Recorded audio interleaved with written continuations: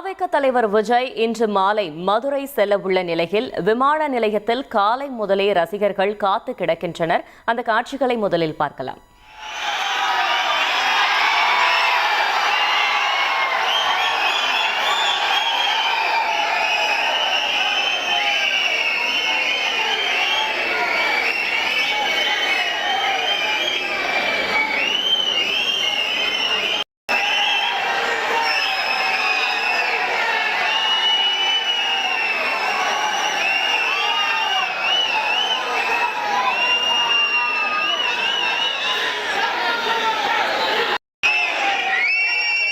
இது குறித்த கூடுதல் தகவல்களை செய்தியாளர் சத்யகுமார் வழங்கிட கேட்கலாம். சத்யகுமார், வணக்கம்.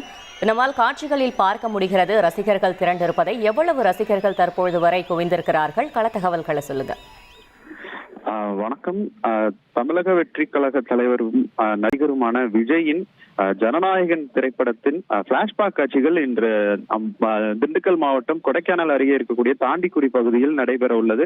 அதற்காக இன்று தாவேக தலைவர் விஜய் அவர்கள் சென்னையிலிருந்து தனி விமானம் மூலம் மதுரை வருவதாக நேற்றே தகவல்கள் வெளியாகி இருந்தது.